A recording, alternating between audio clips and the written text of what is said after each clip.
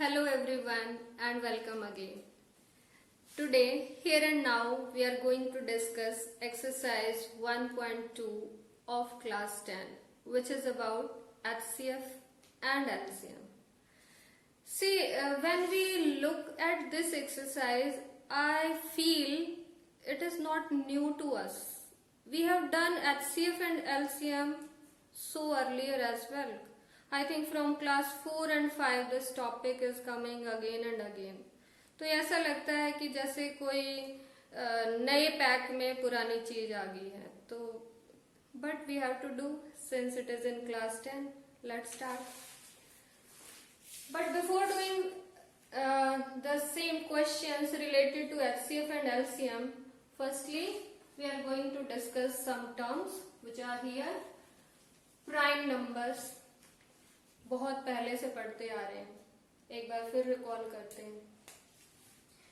Prime numbers, the numbers which have exactly two factors, जिसको divide करने वाले सिर्फ दो नंबर्स हों. किसी भी नंबर को डिवाइड करने वाले अगर सिर्फ दो नंबर हैं, दो से ना कम ना ज्यादा, तो उसको बोला जाता है prime number. Okay, so prime number. तो ध्यान में आता है कि सबसे पहला प्राइम नंबर 2 है, बिकॉज 2 के सिर्फ दो ही फैक्टर हैं. And what are those factors of 2 are 1 and 2. Similarly if we talk about 7, दो ही फैक्टर हैं, 1 एंड 7. व्हाट अबाउट 11, कौन कौन से नंबर डिवाइड करते हैं?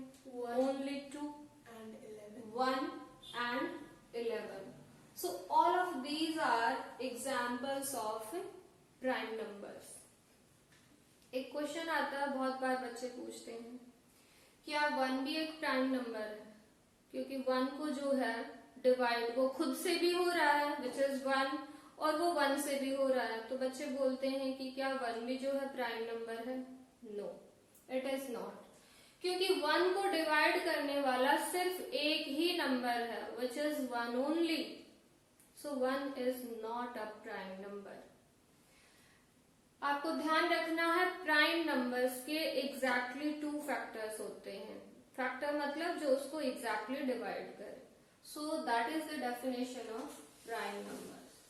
Now next is composite numbers. What are composite numbers? कई बार बोलते हैं जो नंबर प्राइम नहीं है वो कंपोजिट है. ये भी सही बात नहीं है. कंपोजिट नंबर जिनके फैक्टर्स मोर देन 2 हो, यानी कोई भी ऐसा नंबर जिसके मोर देन 2 फैक्टर्स हो, मोर देन 2 एग्जैक्ट डिवाइजर्स हो, उसको बोला जाता है कंपोजिट नंबर. For example 4. देखते हैं 4 किस किस से डिवाइड होता है. 1 इसको एग्जैक्टली डिवाइड करता है, तो 1 इसका फैक्टर है. ये नंबर एग्जैक्टली 2 से भी डिवाइड होता है, तो 2 भी इसका फैक्टर हुआ. 4 से भी कंप्लीटली डिवाइड होता है, तो 4 भी इसका जो है फैक्टर है. तो हम देख सकते हैं यहाँ पर 4 के 3 फैक्टर्स आ गए. इसी टाइप से लेट वी टॉक अबाउट 6. इसके कितने फैक्टर्स हैं? 1 से डिवाइड होता है पूरा पूरा, 2 से भी डिवाइड होता है, 3 से भी डिवाइड होता है, 6 से भी डिवाइड होता है. तो 6 के हमारे पास ये 4 फैक्टर्स हैं. 9 को देखते हैं, एक ऑड नंबर है. किस किस से डिवाइड होता है? किस से डिवाइड होता है? 1 3 9. These are the 3 numbers which are exactly dividing 9. Exactly division का मतलब यहाँ पर है leaving the remainder 0. So all of these are examples of a composite number because इनके जो number of factors हैं वो more than 2 हैं, तो इनको बोलेंगे composite number. तो हर एक नंबर जो 2 के बाद है, जितने भी नंबर हैं, हम उसके बारे में, हर एक नंबर के बारे में बता सकते हैं कि क्या ये प्राइम है या क्या ये कंपोजिट है, so on so forth. लेकिन जो 1 है वो किसी भी कैटेगरी में नहीं है, ना तो प्राइम है ना ही कंपोजिट है. ये इन कैटेगरीज में किसी भी कैटेगरी में नहीं आएगा। 2 प्राइम नंबर है because exactly 2 factors. 3 prime number है। 4 कंपोजिट नंबर है। 5 प्राइम नंबर है। 6 कंपोजिट है। 7 प्राइम है because exactly 2 factors are there. 8 को 2 से ज्यादा डिवाइड करने वाले दिख रहे हैं तो ये कंपोजिट हुआ, ये भी कंपोजिट हुआ, and like that we can find which number is prime and which is composite. Is it clear? Yes, ma'am. Okay. Now we are moving forward. Factorization. Factorization क्या है? We are learning this term. देखिए एक कोई भी number है, for example 12, कोई भी number हम लेते हैं, इस नंबर को प्लस माइनस मल्टीप्लाई डिवाइड बहुत सारे तरीके से लिखा जा सकता है. See how we can write 12 as 10 plus 2. 10 plus 2 12 होता है. We can write 12 as 14 minus 2. ये भी हम लिख सकते हैं, वो भी 12 होता है. We can write this 12 as 6 into 2. ये भी क्या होता है? 12 है. Or we can write it as 24 divided by 2. ये भी 12 है या नहीं? Yes, लेकिन इस वाले जो ये मल्टीप्लीकेशन फॉर्म है, इसको बोला जाता है factors. Factorization. Factorization of a number is what? Nothing but writing that number in product form और factor form. Is it clear? So किसी भी नंबर को प्रोडक्ट फॉर्म में लिखना ही क्या होता है? फैक्टराइजेशन. ऑलराइट, फिर हम बात करते हैं प्राइम फैक्टराइजेशन. प्राइम फैक्टराइजेशन क्या है? कि जो ये हमने फैक्टराइजेशन किया है नंबर का, इसमें जो भी ये फैक्टर्स आए हुए हैं, क्या वो सारे प्राइम हैं?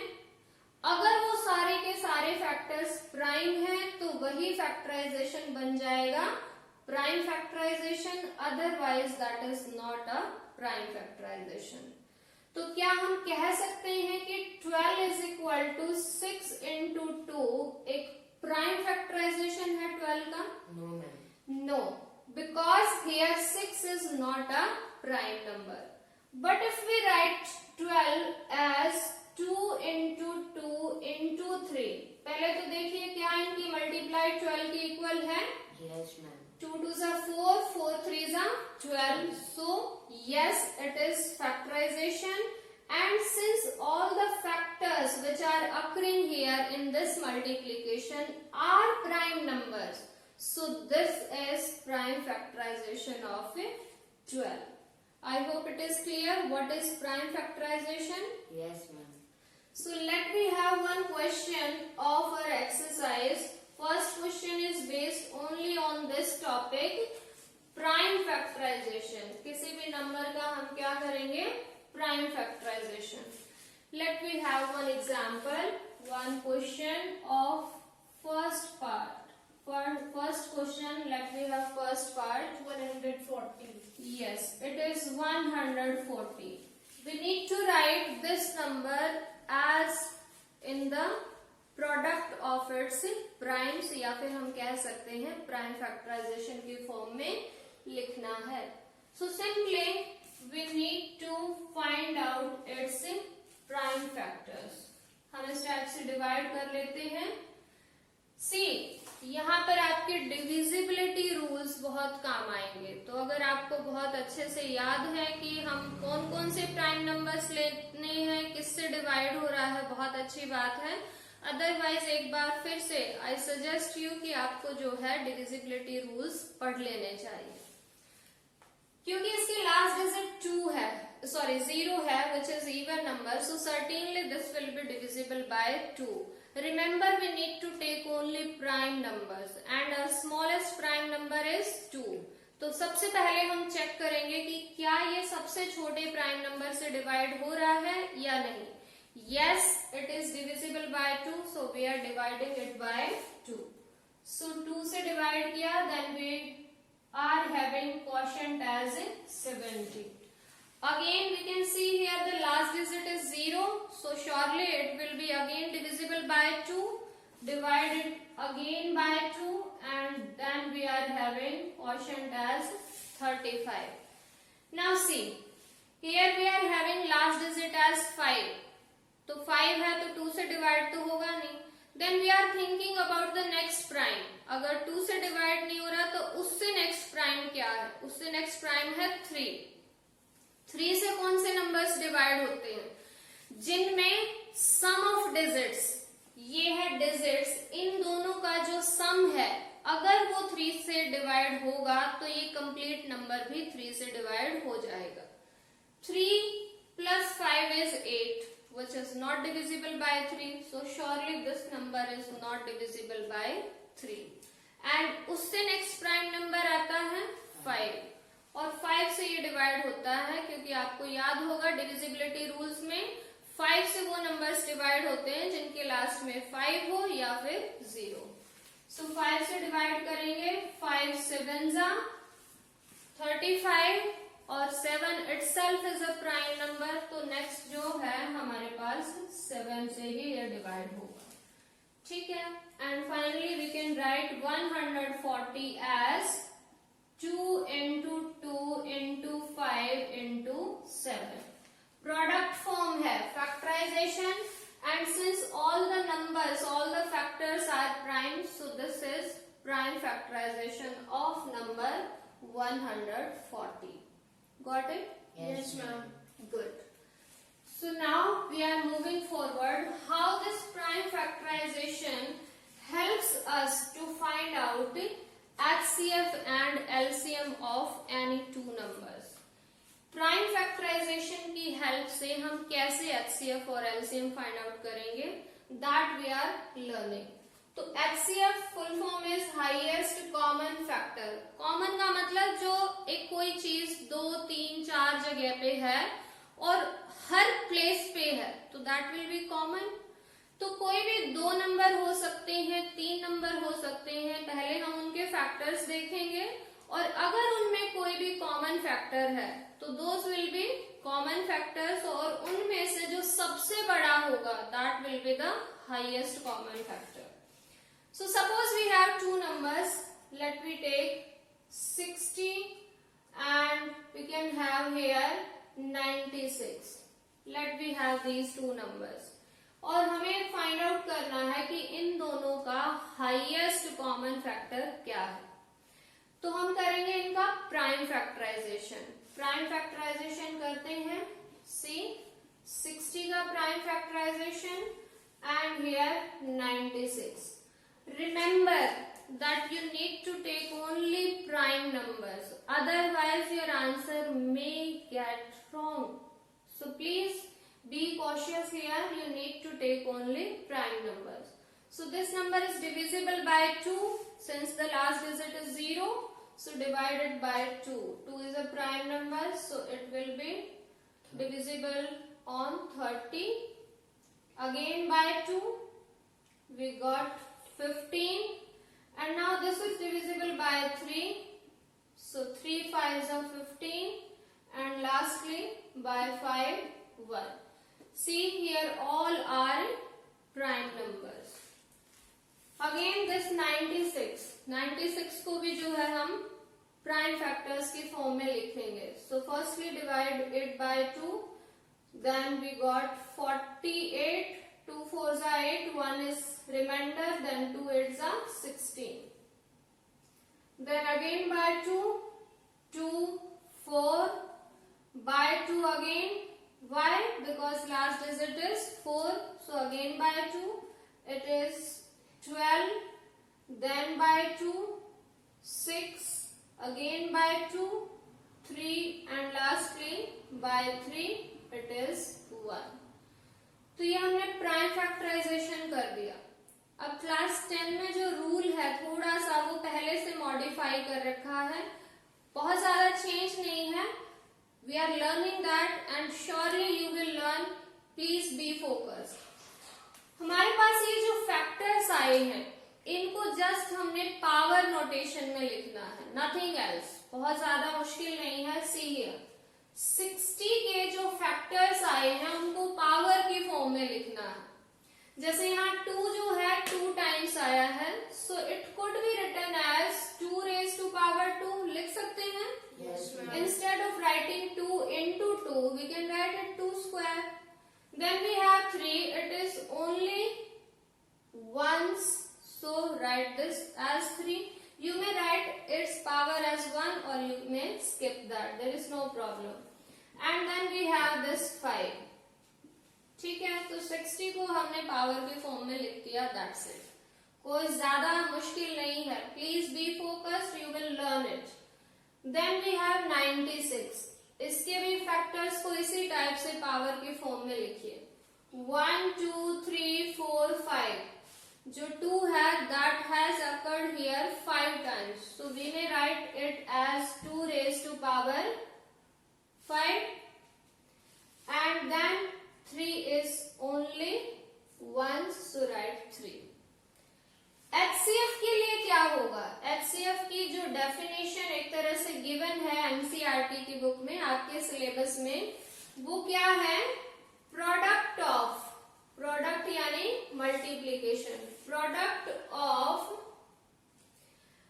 Least powers, least, Ma'am, can we use smallest? yeah sure, least powers of each common factors, common factors, यहाँ ध्यान दीजिए, जो फैक्टर्स हैं वो क्या होने चाहिए? कॉमन होने चाहिए। कॉमन फैक्टर्स छांटेंगे और फिर उनकी क्या लेनी है हमें? लीस्ट पावर, स्मॉलेस्ट पावर लेनी है। इस पे बहुत ज्यादा ध्यान अगर आप ना भी दो तो कोई फर्क नहीं पड़ता, ध्यान दीजिए आप यहाँ पर। यहाँ छांटिए आप कॉमन फैक्टर कौन कौन से हैं। यहाँ कॉमन आया हुआ है, एक 2 है और देन आपके पास 3 है, पहले यही फैक्टर लिख लीजिए, दैट्स इट, 2 और 3 ऐसे लिखा। अब हमें पावर पे ध्यान देना है। पावर क्या? कॉमन फैक्टर 2 था, इसकी जो लीस्ट पावर है, छोटी पावर है, वो यहाँ है, 2 raised to power 2 है, क्योंकि 5 बड़ी पावर है, तो right here 2 raised to power 2। 3 की क्योंकि दोनों जगह सेम पावर है तो वही लिस्ट होगी, तो this is HCF, that's it, इसकी मल्टीप्लाई करनी है। सो 2 raised to power 2 is 4 and 4 3s are 12. So this is HCF of these two numbers 60 and 96। आपको एक चीज और छोटी सी ध्यान रख लेनी चाहिए, जो कि आपको मैं एक थोड़ा सा सीक्रेट बता रही हूँ। बाय चांस आप जो है अपना आंसर चेक नहीं कर पाते या ऐसा कुछ होता है, टाइम नहीं है, तो जो HCF होता है दोनों नंबर्स का, किन्हीं भी दो नंबर्स का, that is always equal to और smaller than the number which is smaller in the 2 given numbers. इसका मतलब क्या है, मैं फिर से बताती हूँ। जो किन्हीं भी दो नंबर्स का HCF होता है वो हमेशा इन दो नंबर्स में से जो छोटे वाला नंबर होता है या तो उसके इक्वल या फिर हमेशा उससे छोटा होता है। इसका मतलब बाय चांस गलती से आपका आंसर कुछ ऐसा आ गया है कि 60 से बड़ा है, यहाँ पर smaller number is 16, by chance आपका आंसर आपने फाइंड आउट किया, कहीं मिस्टेक होगी, कुछ हो गया और 60 से लार्जर आ गया, तो आप श्योर हो जाइए कि आपका आंसर रॉन्ग है, क्योंकि HCF of any two numbers can't be greater than the smaller number out of these two numbers. I hope you got it now. Yes, ma'am. Let us solve one question from NCERT. If you got this, yes, give any part of NCERT so that you can understand the topic in a better way. Yes. 510 and 92. Yes, 510 and 92. Which is this question? We have to find the LCM as well as HCF of these two numbers. And Okay. we have to verify also. All right, that relationship. So firstly we are going to find out HCF. फिर हम सीखेंगे कि LCM क्या है, उसका भी same ही rule है, बस थोड़ा सा डिफरेंस है। Let us learn. So first of all, while finding out LCM and HCF by prime factorization, एक तो आपको पेपर में क्वेश्चन में चेक करना है कि क्या हमें HCF प्राइम फैक्टराइजेशन से फाइंड आउट करना है, क्योंकि आपके बुक में एक और फर्स्ट एक्सरसाइज में, if you have done that, हमारे पास एक और मेथड है यूजिंग यूक्लिड्स डिवीजन लेमा, उससे भी हम HCF फाइंड आउट कर सकते हैं। तो आपको पहले चेक करना है कि if it is mention that find out HCF by Euclid's, तो आपको वही अप्लाई करना होगा। If it is written that use prime factorization, तो आपको वही करना होगा। और अगर मेंशन नहीं है तो मर्जी है, मेंशन है तो मजबूरी है, वही लगाना। तो पहले हम प्राइम फैक्टराइजेशन से करते हैं। लेट्स सी, प्राइम फैक्टर्स करेंगे दोनों नंबर्स के, 510 and here it is 92. Yes, tell me by which number it could be divided by? 2. 10 से भी तो होता है divide. But 10 is not 10 is prime. not prime. Yes, very good. We need to take only prime numbers. 10 is not a prime number, so surely we are not going to divide that by 10. We have to take only the prime numbers. Yes, so it is divisible by 2. So 2 2s are 4, 1 is left, 2 5s are 10 and again 2 5s are 10. Last digit 5 है तो 2 से तो divide होगा नहीं। Let us check for 3, 5 plus 5 10, 10 plus 2 12, तो digits का सम 12 आ गया, तो ऑब्वियसली ये 3 से डिवाइड हो सकता है। So let us divide it bye 3। 3 8s are 24 and then 3 5s are 15. Then we are again checking कि क्या ये जो है 3 से डिवाइड होगा। 8 plus 5 13, नहीं होता, तो leave 3. Now go for the next prime number and which is 5.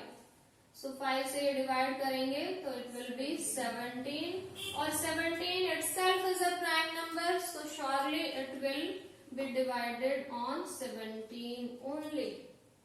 So this is prime factorization of 510. Similarly we will go for this 92.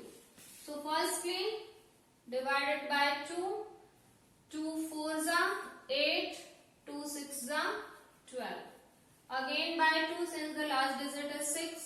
So 2 2s are 4 and 2 3s are 6. 23 prime number, तो 23 पे ही divide होगा।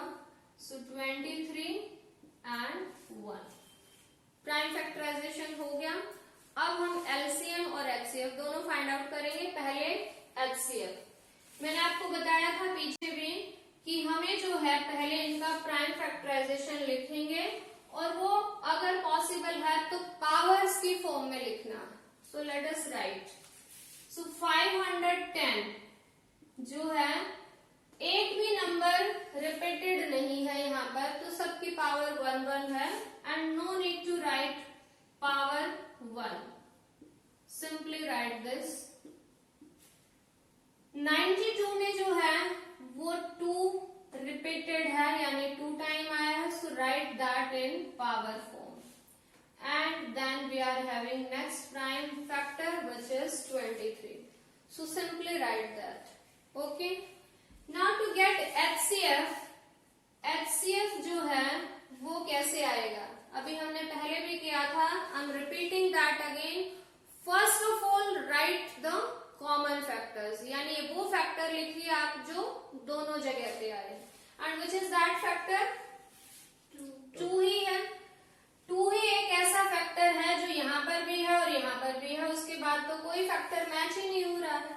3 यहाँ है, यहाँ नहीं है, 5 भी नहीं है, 17 भी नहीं है, 23 यहाँ है जो कि यहाँ नहीं है। So no other factor is common. So first of all write common factor. उसके बाद आपको क्या करना है कि जो कॉमन फैक्टर है उसकी पावर्स चेक कीजिए दोनों प्लेसेस पे, ठीक है। और HCF के लिए आपको लेनी है लीस्ट या फिर स्मॉलर पावर उसकी। तो स्मॉलर पावर 1 है because here it is 1 and here it is 2, So no need to write power 1. So we get that HCF of these two numbers is 2. Alright. इसका मतलब ये भी है कि 2 से बड़ा कोई भी नंबर ऐसा नहीं है जो कि इन दोनों को डिवाइड कर रहा हो. हाईएस्ट कॉमन फैक्टर, ठीक है, इन दोनों को डिवाइड कर रहा है तो वो नंबर सिर्फ 2 है. 2 से लार्जर, 2 से बड़ा कोई भी ऐसा नंबर नहीं है जो इन दोनों को डिवाइड करता हो. Now we are going to find out LCM. LCM में क्या करना है? Write all the factors which are occurring in both the numbers, all factors, लेकिन रिपीट नहीं करने. जैसे 2 हमने लिखा, then 3, then 5, then 17. अब कई बार बच्चे लिखते हैं ये भी 2 लिख दिया. नहीं, 2 जब हम लिख चुके हैं एक बार, then why it is written again? No need to write that again. Please be focused. अभी यहाँ पर मैं आपको कुछ बताने जा रही हूँ. So write all the factors but only once, and lastly it is 23. अब आपको क्या करना है? जब आप एलसीएम लेते हो तो जो भी फैक्टर्स वहां पर आए हुए हैं उनकी हाईएस्ट पावर लेनी है. That is the twist. हमें एचसीएफ में कॉमन फैक्टर्स लेने हैं और उनकी स्मॉलेस्ट पावर लेनी है, जबकि एलसीएम में जितने भी फैक्टर्स आए हैं वो सारे लेने हैं और उनकी हाईएस्ट पावर लेनी है. तो 2 हमने लिखा, लेकिन 2 की हाईएस्ट पावर क्या है? 2 है. So this will be here 2 square. Is it okay? And now multiply all these. 4 3s are 12, 12 5s are 60, and then 60, 17 and 23. In सब की multiply, will you please tell me? It will be 102, 1020. In दोनों की multiply and then 23. So it will be 23 zeros are 20 is 2460. very good. 23,460. So this will be the LCM of these two numbers. ठीक है. अब हम जो है एक और छोटा सा टॉपिक करने जा रहे हैं. What is that? It is relationship between numbers and their HCF. कोई भी दो नंबर हो उनके बीच में और उनके एलसीएम और एचसीएफ के बीच में एक बहुत ही खास रिश्ता है, रिलेशनशिप है. And what is that? वो क्या है? If A and B are two numbers, कोई भी दो नंबर्स हैं, देन व्हाट हैपन्स?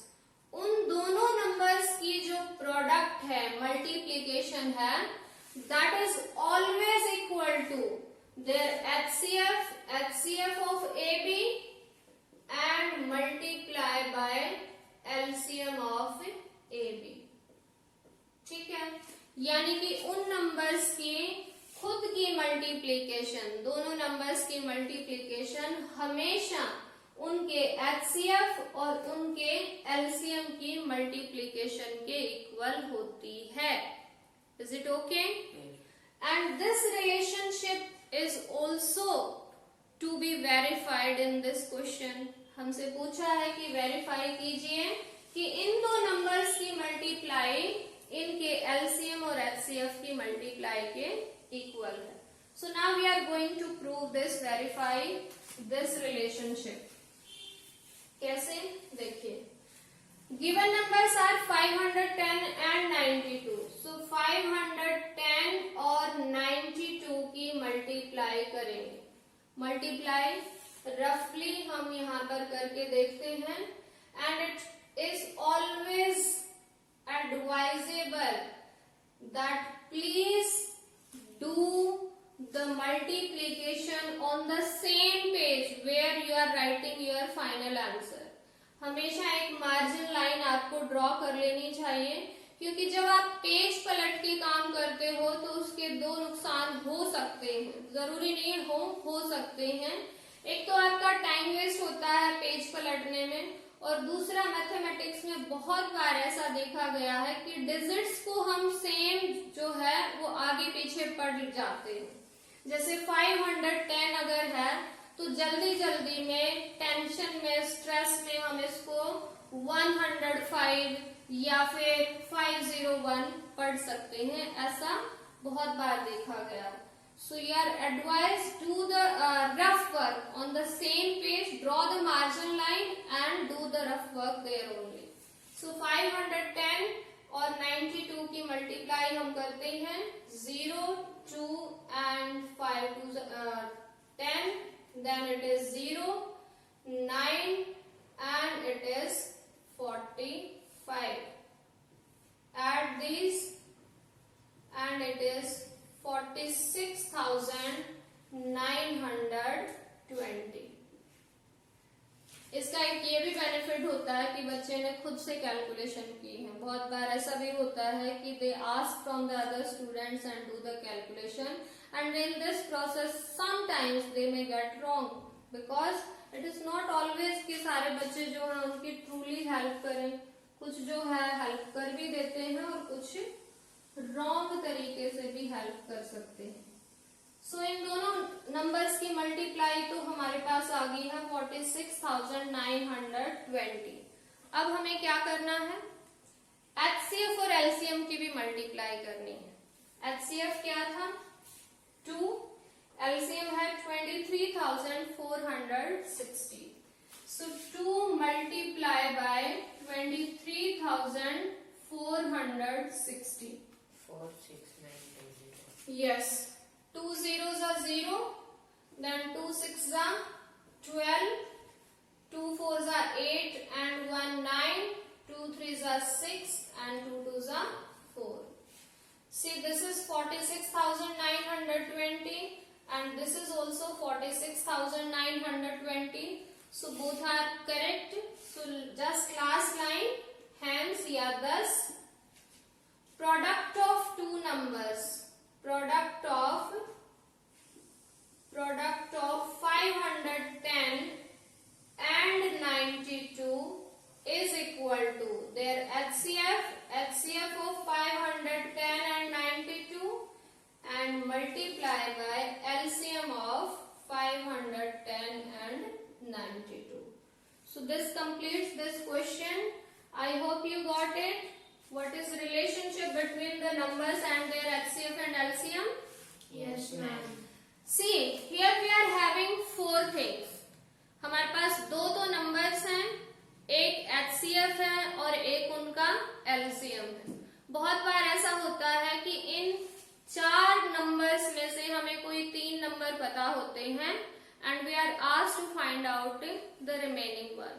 जैसे let we have one example which is our next question. हमें जो है 2 नंबर्स प्रोवाइडेड हैं और उनका जो है I think HCF प्रोवाइडेड है। Yes, ma'am. And what we are asked? The question is given that HCF of 306 and 657 is 306 and 657. These are the 2 numbers. ये 2 नंबर प्रोवाइडेड हैं। अगर हम इनको नोटेशन में लिखना चाहें तो ये A और B हैं। And what is given? HCF. What is that? 9. इन दोनों का जो HCF है that is 9 and we want its LCM. LCM हमें फाइंड आउट करना है, ठीक है। तो वही कि हमारे पास 4 टर्म्स हैं, 4 नंबर्स हैं, उनमें से कोई 3 प्रोवाइडेड हैं and we want that 4th one. See, एक नंबर पता है, दूसरा पता है, HCF पता है, LCM फाइंड आउट करना। कई बार ऐसा भी होगा कि आपको LCM पता है, HCF फाइंड आउट करना है, you are provided these 2 numbers, ठीक है। कई बार ऐसा होगा HCF और LCM दोनों प्रोवाइडेड हैं, उनमें से एक नंबर भी पता है and we need to find out the second number. तो इन सभी में सिर्फ एक वही रिलेशनशिप आपके सारे क्वेश्चन सॉल्व कर सकता है, which we had given just now. And what is that, हम उसी को लिख रहे हैं। सॉल्यूशन इसका क्या होगा, वी नो दैट, यानी कि हमें एक रिलेशनशिप पता है, we know that product of any two numbers, product of numbers A B, यू में से कि उन दोनों का नाम हम ए बी रख सकते हैं, किसके इक्वल होगा, product of numbers A and B is always equal to HCF of AB and multiply by LCM of AB। ठीक है, so this is the relationship. अब जो ये A और B नंबर्स हैं, these are given 306 and 657। Product का मतलब है multiplication, so multiply these number, 306 multiply by 657 is equal to HCF is given 9, LCM find out करना है हमें, so LCM of 306 and 657। See here, हमें LCM पता चल जाएगा, ये 9 अगर ना हो तो 9 यहाँ मल्टीप्लाई है तो इधर आके डिवाइड हो जाएगा, सिंपल है।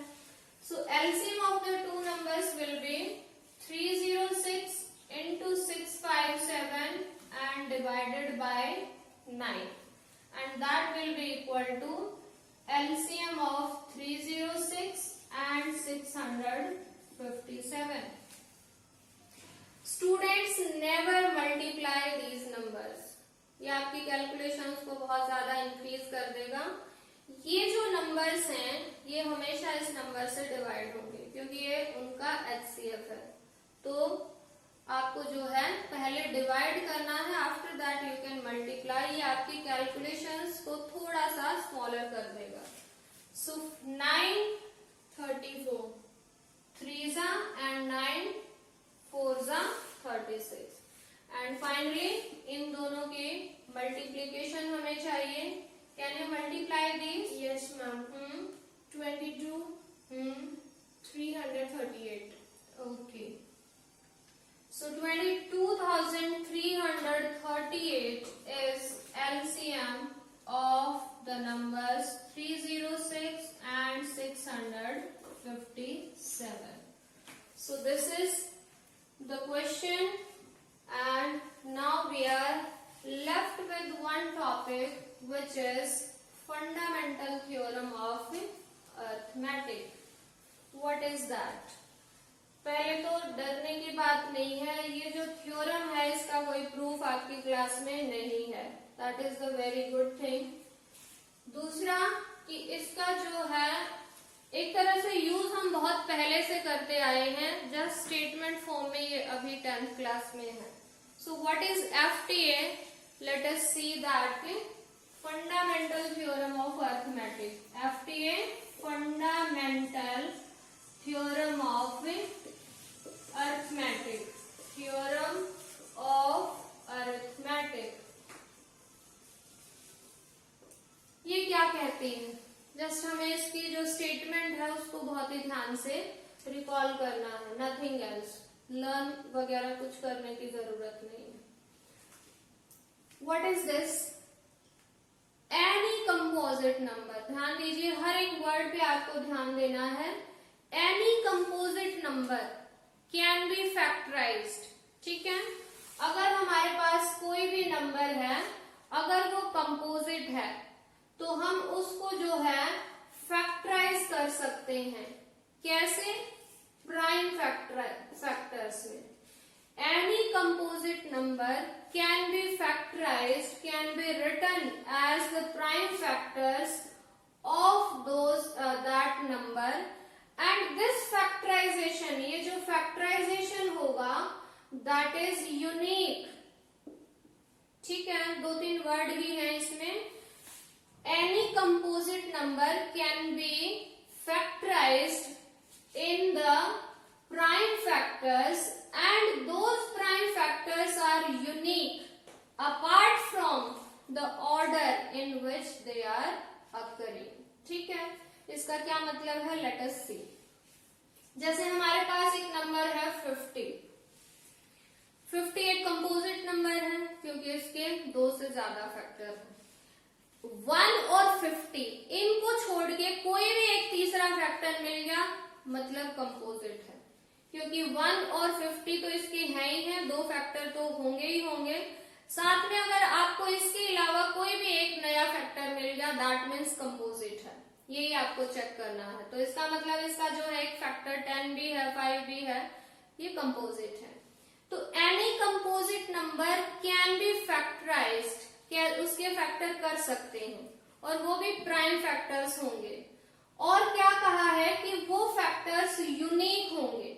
यूनिक का मतलब कि अगर हम इसका फैक्टराइजेशन करें, मैंने किया, किसी और ने किया, बाद में किया, पहले किया, वो जो फैक्टर्स होंगे वही आएंगे। क्या चेंज हो सकता है, ऑर्डर चेंज हो सकता है। जैसे इसका क्या मतलब है देखिए, हम सबसे पहले इसको 2 से डिवाइड करते हैं। 2 प्राइम नंबर है, 25, फिर 5 से डिवाइड किया 5 आ गया, 5 से डिवाइड किया 1। इसी नंबर को हम ऐसे भी डिवाइड कर सकते हैं 50 को कि भाई 5 प्राइम नंबर है, मुझे 2 से स्टार्ट नहीं करना, 5 प्राइम नंबर है, कंडीशन ये है कि प्राइम नंबर लेने हैं तो मुझे 5 से डिवाइड करना। Let us divide it by 5। 5 से डिवाइड किया, ये 10 आया, फिर मैं इसको 2 से डिवाइड कर रही हूँ, फिर 5 आ गया, फिर 5 से डिवाइड कर रहे हैं 1 आ गया। एक और तरीका भी है, इसको हमने पहले 5 से डिवाइड किया, यहाँ पर आ गया 10, फिर 5 से डिवाइड किया, फिर आ गया 2, फिर 2 से डिवाइड किया, फिर आ गया 1। आप देखिए अगर इसके प्राइम फैक्टर्स पे ध्यान दें तो 2 आया है एंड 2 टाइम्स 5, 2 आया है एंड 2 टाइम्स 5, 2 आया है और 2 टाइम्स 5। तो हर बार जब हम इसका प्राइम फैक्टराइजेशन कर रहे हैं, जो फैक्टर्स हैं वो चेंज नहीं हो रहे हैं, उनका ऑर्डर चेंज हो रहा है। तो दैट इज कि प्राइम फैक्टराइजेशन जो है वो कैसा होगा, यूनिक होगा। That is fundamental theorem of arithmetic. इसका सिंपल सा मीनिंग ये है कि किसी भी कंपोजिट नंबर के अगर हम प्राइम फैक्टर्स करेंगे तो वो जो प्राइम फैक्टर्स हैं वो यूनिक होंगे, वो चेंज नहीं हो सकते। अगर हम ये देखें कि हमारे पास एक नंबर 126 है, तो इसमें अगर प्राइम फैक्टर सपोज 2 जो है आया हुआ है, तो वो 2 हम इसको किसी भी कंडीशन में करें वो 2 ही रहेगा, 2 का कुछ और नहीं बन सकता। प्राइम फैक्टर्स सेम रहेंगे, वो कभी चेंज नहीं होंगे। That is the meaning of a fundamental theorem of arithmetic. अब इसका यूज क्या है, इसका यूज हमारे पास है एक नेक्स्ट क्वेश्चन करने में, जो कि आपकी बुक में गिवन है कि prove that 6 raised to power n, या फिर check whether 6 raised to power n ends with the digit 0 for any n. N is natural number. Yes. 6 raised to power n है, क्या इसमें जो है last digit n is any natural number, n belongs to natural number, क्या इस number का कभी जो लास्ट डिजिट है वो 0 हो सकती है या नहीं हो सकती। पहले इसको थोड़ा सा प्रैक्टिकली करते हैं and then we will see कि what is the meaning of this question. फिर हम इसको लिखना सीखेंगे। सी हमें समझना है, it's okay, but in exam we have to write that, we have to present that. तो समझने के साथ साथ हमें लिखने का तरीका भी सीखना होगा। तो 6 raised to power n की जो लास्ट डिजिट है क्या वो 0 होगी या नहीं, that we are checking practically. n is any natural number, तो नेचुरल नंबर 1 से शुरू होते हैं। 6 raised to power 1 जो है वो ऑब्वियसली क्या आ जाएगी, 6 ही है। 6 raised to power 2 36 होता है। 6 raised to power 3 216 होता है। और इसी टाइप से जब आप पुट करते जाएंगे जैसे 6 रेज टू पावर 5 पे कई बार बच्चे बोलते हैं कि मैम ये 0 आ सकता है. You can check that this again will end with the digit 6. 6 raised to power 3 जो है वो होता है 216 एंड 6 स्क्वायर इज 36 और इन दोनों की मल्टीप्लाई में भी जो लास्ट डिजिट है दैट विल बी ओनली 6. तो ये तो हो गया प्रैक्टिकली कि हमने इसको प्रैक्टिकली करके देख लिया कि नहीं होगा, 0 नहीं आएगी, कभी भी नहीं आएगी. इनफैक्ट इसकी हमेशा लास्ट डिजिट 6 ही होगी. But that we have to write how it should be written using this FTA fundamental theorem का हम कैसे यहाँ पर यूज करेंगे that we are learning. So let's see can we write 6 raise to power n as 6 के prime factors कर लिए. 2 and 3. Yes 2 into 3 and whole raised to power n, and can we write it as 2 raised to power n into 3 raised to power n. इस बात का simple meaning ये है कि जब हम 6 रेज टू पावर n के फैक्टर करेंगे तो उसके जो प्राइम फैक्टर्स होंगे तो उसमें सिर्फ और सिर्फ 2 ही प्राइम फैक्टर आएंगे और वो 2 प्राइम फैक्टर होंगे या तो 2 या फिर 3 और कोई भी प्राइम फैक्टर इसमें नहीं होगा. इनफैक्ट ये दोनों उतनी ही बार आएंगे जितनी 6 की पावर है. फॉर एग्जांपल अगर 6 की पावर 5 है तो जब हम उसका प्राइम फैक्टराइजेशन करेंगे तो उसमें 2 5 टाइम्स आएगा और 3 भी 5 टाइम्स आएगा और इनके अलावा कोई और फैक्टर नहीं होगा. क्यों नहीं होगा?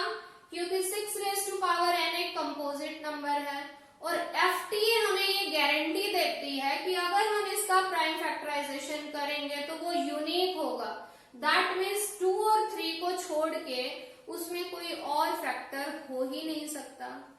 अब अगर लास्ट में 0 चाहिए तो 5 तो मस्ट है क्योंकि 5 और 2 के बगैर इनकी मल्टीप्लीकेशन के बगैर लास्ट में 0 आ ही नहीं सकती. और 5 यहाँ पर है नहीं तो 100% इसका जो एंड है वो 0 में नहीं हो सकता. Let us write that. Here we notice that in prime factorization of 6 raised to power n, the only primes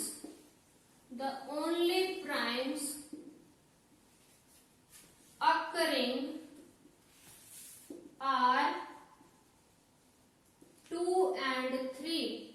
इसके प्राइम फैक्टराइजेशन में सिर्फ 2 ही प्राइम आ रहे हैं और वो हैं 2 and 3. And if a number ends with digit 0, then that must be divisible by 5. divisible by 5. वो 5 से पक्की बात है डिवाइड होगा ही होगा और यहाँ पर सिर्फ 2 और 3 आए हैं, 5 तो आया ही नहीं है. So therefore by fundamental theorem of arithmetic we get that 6 raised to power n do not have prime 5 in its prime factorization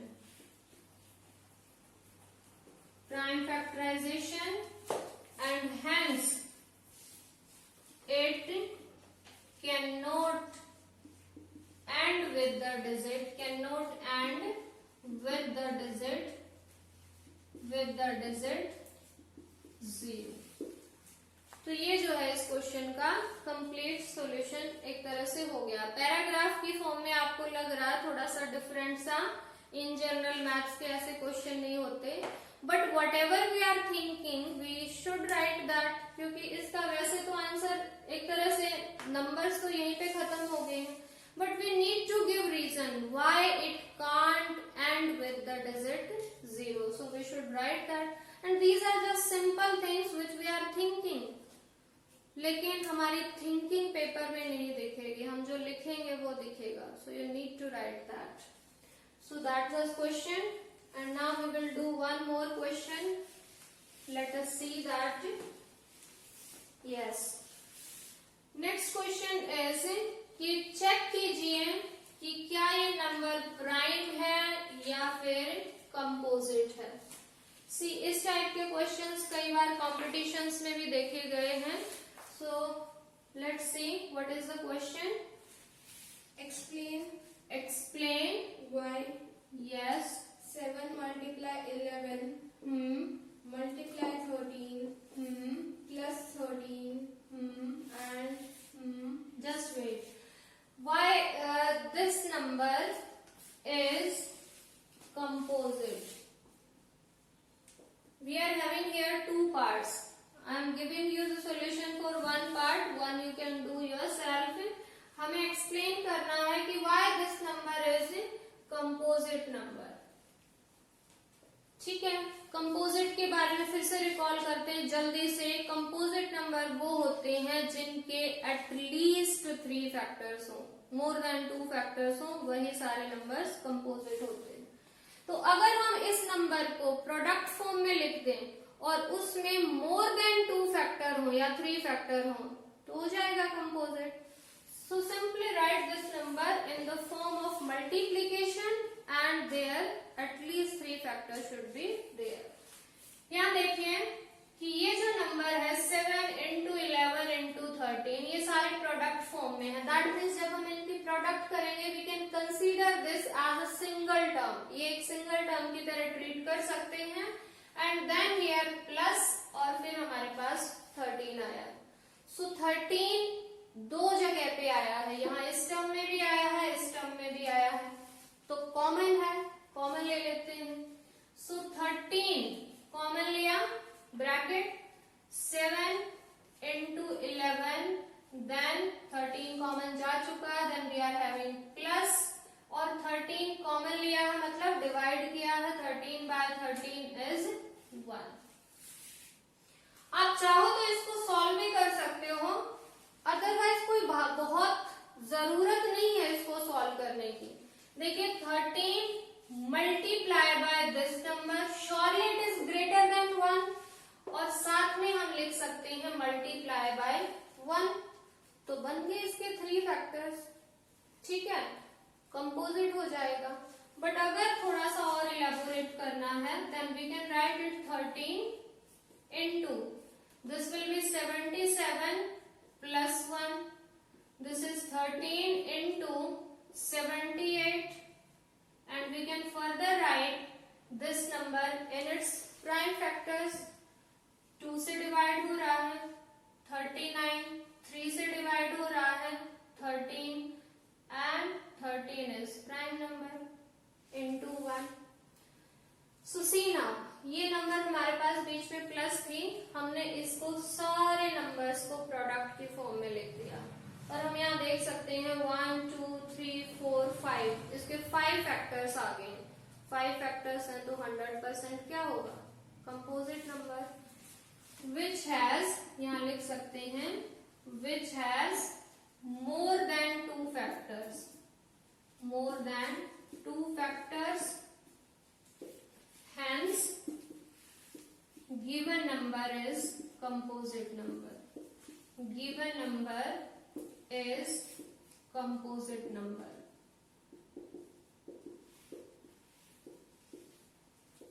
Yes, I hope you got this, and now we are going to solve some of the questions which are not of NCERT but these are related to the same concept, so we are solving them। Let's see. Ma'am, actually I have a doubt. Yeah. Why do we mostly use prime factorization method rather than Euclid's division? See, it's our choice. There is nothing कि हम जो है prime factorisation mostly use करते हैं. It's our choice कि हमें जो easy लगता है. बहुत सारे बच्चे ऐसे हैं जिनको दूसरा जो है मेथड यूज करना इजी लगता है. तो दोनों ही मेथड सिखाए हुए हैं. आपको जो इजी लगे वो आप कर सकते हो. लेकिन अगर पेपर में मेंशन है then you need to use the same method which is given there. So here we start the questions which are given in other books, but the topic is same, concept is same. So let's solve some of the problems. Yes, please, you speak up. Find the smallest number which when divided by 25, 40 and 60 25, 40 and 60 leaves remainder 7 in each case. leaves remainder 7 In each case. 7 in each case. And we need to find out smallest number. Smallest number which when divided by these numbers. ठीक है, हमें ऐसा smallest number चाहिए जिसको अगर हम इन तीनों number से डिवाइड करें तो 7 रिमाइंडर बचना चाहिए हर एक केस में. इसका मतलब देखिए कि अगर हम उस नंबर को 25 से डिवाइड करें तो रिमाइंडर 7 आना चाहिए, 40 से डिवाइड करें तो रिमाइंडर 7 आना चाहिए, 60 से डिवाइड करें तो भी रिमाइंडर 7 आना चाहिए. This is the question. तो ये हमारा कॉन्सेप्ट एलसीएम का ही है. अब देखिए कैसे ये एलसीएम का क्वेश्चन होता है. हमें एक ऐसा नंबर चाहिए जो स्मॉलेस्ट है और इन तीनों से डिवाइड होता है. चलो 7 रिमाइंडर को अभी हम थोड़ी देर के लिए स्किप करते हैं. हमें अगर वो नंबर फाइंड आउट करना है जो इन तीनों से डिवाइड होता है, स्मॉलेस्ट है, लीस्ट है, तो क्या वो इन तीनों का कॉमन मल्टीपल नहीं होगा और लीस्ट होगा. So that means we need to find out LCM. लेकिन एलसीएम तो इन तीनों नंबर से एग्जैक्टली डिवाइड होगा, रिमाइंडर नहीं आएगा. यहां पर बात बताई गई है कि रिमाइंडर बचना चाहिए. So what will be the remainder? 7 कैसे आएगा? सिंपली अगर हम उस नंबर में, जैसे मान लीजिए हमारे पास कोई भी नंबर आ गया, आंसर आ गया, सपोज इनका 600 आ गया, तो 600 तो इनसे पूरा डिवाइड होगा. अब उसमें अगर हम 7 जोड़ दें तो वो पूरा डिवाइड नहीं होगा और रिमाइंडर क्या बचेगा? 7 बच जाएगा. So simply what we are going to do in this question, we are going to find out LCM of these 3 numbers and required number क्या होगा उस एलसीएम में. हमें जो भी रिमाइंडर बोला हुआ है that will be added. Got it? Yes, ma'am. Yes. Solution इसका क्या होगा? We are going to find out LCM. ठीक है, एलसीएम के लिए prime factorization of all the 3 numbers 25, 40 and 60. ठीक है, मैं थोड़ा सा स्पीड अप कर रही हूँ. So we are going to divide it bye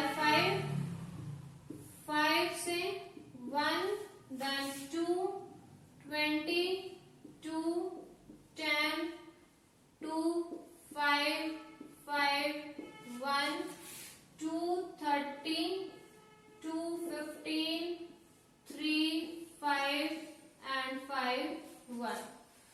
All right. LCM find out करने के लिए firstly write these numbers in product form but in power form. So we can write here 5 square, 40 है, so 2 raised to power 3 into 5 raised to power 1, 60, 2 raised to power 2, 3 and 5. LCM के लिए क्या लेना होता है? जितने भी फैक्टर्स आए हैं सारे लिखने हैं एक एक बार. Simply you need to remember, सारे फैक्टर्स लिखेंगे एक एक बार. 2 आया है लिखा, 3 भी आया है, 5 भी आया है, सारे फैक्टर्स लिख दिए जो भी अब इनकी क्या लेनी है, हाईएस्ट पावर। ठीक है, 2 की हाईएस्ट पावर यहाँ पर ये देखिए 2 रेज टू पावर 3 था, तो 2 की पावर लेंगे 3 जो है वो एक ही बार आया है, 1 ही पावर है। 5 यहाँ तीनों जगह पे आया है, लेकिन हाईएस्ट पावर यहाँ है, तो 5 का भी क्या होगा, square. Got it? Yes, ma'am. Now multiply 8 और 25, 200 और 200 3 I think it will be 600. Please check. 2 3s are 8, 25 8s are 200 और 200 3s are 600. According to me, this LCM is Yes, ma'am. 600. And now जो ये 600 है, मैं फिर से एक्सप्लेन कर रही हूँ, 600 इन तीनों नंबर से डिवाइड हो जाएगा। स्मॉलेस्ट भी है, एलसीएम है इनका, लेकिन हमारे क्वेश्चन में क्या कंडीशन है कि जब हम इन तीनों से डिवाइड करें तो 7 रिमाइंडर बचना चाहिए, पूरा डिवाइड नहीं होना चाहिए। तो इसके लिए हम क्या करेंगे, required number will be, required number is 600 plus 7, यानी कि ये हो जाएगा 607। You can check your answer. जब आप 607 को डिवाइड करोगे इन तीनों नंबर से, तो हमेशा जो है 7 रिमाइंडर आएगा in all the 3 cases. So this was मतलब कि एक तरह से ये रिलेटेड कॉन्सेप्ट है, बट एनसीईआरटी में ऐसे क्वेश्चंस नहीं है। इसी टाइप का एक और क्वेश्चन करते हैं, let's see. Can two numbers have 18 as their HCF and 380 as their LCM? We have to give reason. Yes, please speak up again. Can Two numbers two numbers have 18 as their HCF have 18 as HCF and 380 as their LCM? yes? क्या ऐसे दो numbers हो सकते हैं जिनका HCF जो है 18 हो और LCM 380 हो? कॉन्सेप्ट वाइज सेम यही है जो हमने किया है, लेकिन थोड़ा सा सोचने वाला क्वेश्चन है। कैसे हम पता करेंगे, नंबर्स तो पता नहीं। मैंने आपको एक चीज बताई थी कि भाई 4 चीजों में से 3 पता होनी चाहिए, ठीक है, लेकिन यहाँ तो हमें 2 ही पता है, बाकी 2 गायब हैं। कैसे पता करें कि ऐसे नंबर एग्जिस्ट करेंगे या नहीं करेंगे? तो इसके लिए थोड़ा सा सोचने की जरूरत है। कोई भी नंबर है जो उनका कॉमन फैक्टर होगा, हाईएस्ट कॉमन फैक्टर, क्या वो उन दोनों नंबर्स को डिवाइड करेगा या नहीं करेगा? Surely. Yes, ma'am. That means जो HCF है that will divide the numbers, दोनों नंबर्स को डिवाइड करेगा, और जो नंबर्स हैं वो किसको डिवाइड करेंगे? LCM को डिवाइड करेंगे। ऐसा ही होता है। Yes, ma'am. तो अल्टीमेटली जो HCF है वो LCM को डिवाइड करेगा 100%, Yes, ma'am. क्योंकि HCF डिवाइड कर रहा है नंबर्स को और नंबर्स डिवाइड करेंगे LCM को कंप्लीटली। तो श्योरली जो HCF है that will divide LCM also, अगर ये पॉसिबल है तो हम यहाँ डिवाइड करते हैं 380 को 18 से अगर हम डिवाइड करें तो 18 2 जा 36, देन 18 1 जा 18, Two remainder. रिमाइंडर आ गया, पूरा डिवाइड नहीं हुआ। तो surely this is not possible for any 2 numbers, किन्हीं भी 2 नंबर्स के लिए ये पॉसिबल नहीं है कि उनका जो LCM है वो 380 हो और जो HCF है वो क्या हो, 18 हो। So we are just going to write that HCF